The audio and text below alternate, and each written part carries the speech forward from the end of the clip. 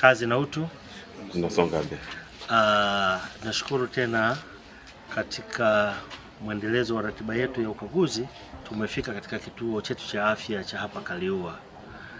Sasa katika kuzunguka, bahati nzuri au mbaya, kituo hiki hakina majengo mengi sana, na ndio maana kimeweza kuwa na kategori hiyo ya kituo cha afya, lakini kwa kipimo cha macho tumeona kwamba hili jengo la kina mama limetengeneza nyufa nyingi sana.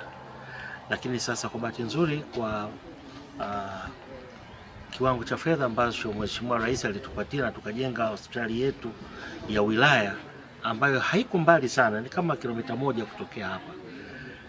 Baada ya kutathmini kwa macho kwanza kwa nyufa tulizoziona, naelekeza kwamba wagonjwa wote, wakina mama wote, kuanzia sasa wasijifungulie tena hapa, wote tuwapeleke kwenye hospitali yetu ya wilaya.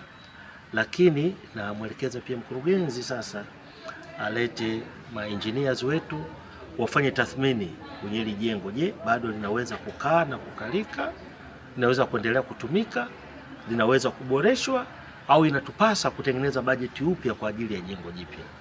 Na maagizo haya ni maagizo ya mara moja, nilikuwa na maana kwamba immediately baada ya maelezo yangu haya utekelezaji wetu huu uanze, kwa sababu afya ya mama na mtoto lazima kweli iwe kipaumbele kwetu. Asante. Leo tumepokea ugeni wa ziara ya mkuu wa wilaya pamoja na mkurugenzi katika vituo vyetu vya kutolea huduma za afya, lakini pia kwa wafawidhi wa vituo vyetu ambao wote wamekusanyika pamoja na akatoa maelekezo.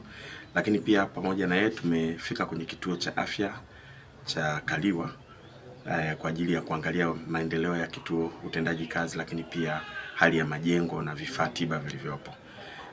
Kwa tathmini ya haraka ambayo mkuu wa wilaya ametuongoza na kutuelekeza, jengo la maternity ambalo ni la kina mama wazazi haliko katika hali nzuri. Tumeangalia pamoja na kuona lina nyufa nyingi, na ameelekeza kuchukua hatua za haraka za sasa hivi immediately kuacha kutumika, kwanza kwa usalama wa kina mama wanaokuja, watumishi, lakini pia kwa ajili ya kulifanyia tathmini haraka. Kwa tumepokea maelekezo ya mkuu wa wilaya kwa ajili ya kusimamisha huduma mara moja hapa, na kwa kuwa hospitali yetu haiko mbali, iko kama kilomita 1 kutoka hapa, wagonjwa hatapata shida kubwa kuweza kufika, kwa sababu kituo chetu hiki pia kinafanya kazi kama backup. Kwa hiyo wagonjwa wote sasa hivi wanaanza kuhamishwa kupelekwa kwenye hospitali ya wilaya, na hapa tayari tathmini inaanza kufanyika kama alivyoelekezwa mkurugenzi, na yametuma timu ya engineers wanaofika kuja kufanya tathmini ili tuweze kuendelea na kazi zingine. Asante sana.